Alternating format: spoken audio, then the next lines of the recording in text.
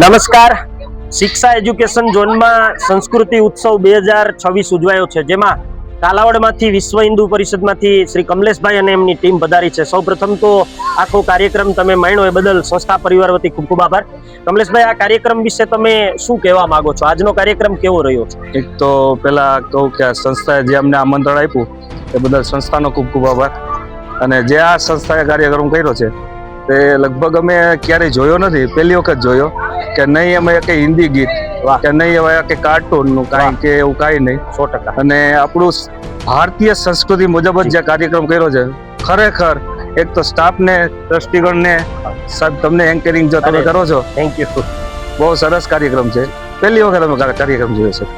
આ કાર્યક્રમ પાછળ બાળકોએ ખૂબ મહેનત કરી છે, વાલીઓએ પણ ખૂબ સહકાર આપ્યો છે અને સાધુ ફિલ્મમાં લાઈવ પણ થયો છે. ખરેખર કાલાવડ વિસ્તારના દરેક વાલીશ્રીઓ માટે કેટલો ઉપયોગી બનશે, કારણ કે તહેવારોથી આજકાલ બધા વિમુખ થાય છે.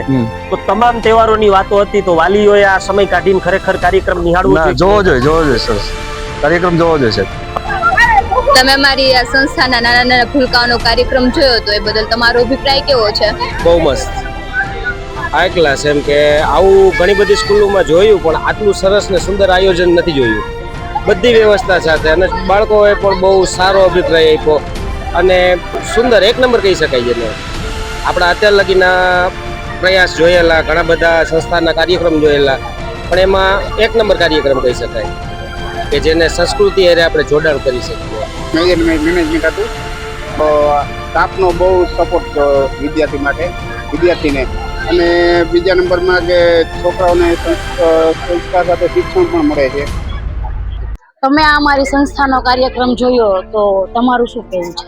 બહુ સરસ લાગ્યું. બહુ એમનો પ્રેમ ભાવથી કાર્યક્રમ બહુ સરસ બનાવ્યો. લાગણીપૂર્વક વિદ્યાર્થીએ બહુ સારું કામ કર્યું, આચાર્યએ અને વાલીએ બહુ સારી રીતે નિહાળ્યો. થોડો મોટો કર્યો. આખા કાલાવડ તાલુકામાં પહેલા ફર્સ્ટ નંબરનો કાર્યક્રમ છે અને તેમાં જ આ બહુ મને સરસ લાગ્યો આ કાર્યક્રમ. એ બદલ આ ખૂબ ખૂબ આભાર. શિક્ષાનું જ્ઞાન એ સરસ છે, સાંસ્કૃતિક કાર્ય પણ સરસ છે. બધી રીતે અમે અમારા બાળકોને પણ અહીંયા જ ભણાવવા માંગીએ છીએ. બહુ જ મસ્ત કાર્યક્રમ.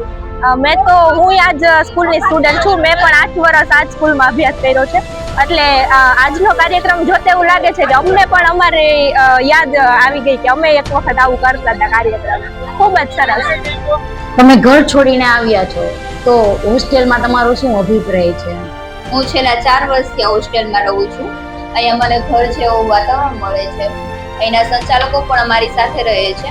અમારી પૂરેપૂરી જરૂરિયાતો, બધી જ જરૂરિયાતો સંતોષે છે અને અમારી તકલીફો સારી રીતે દૂર કરે છે.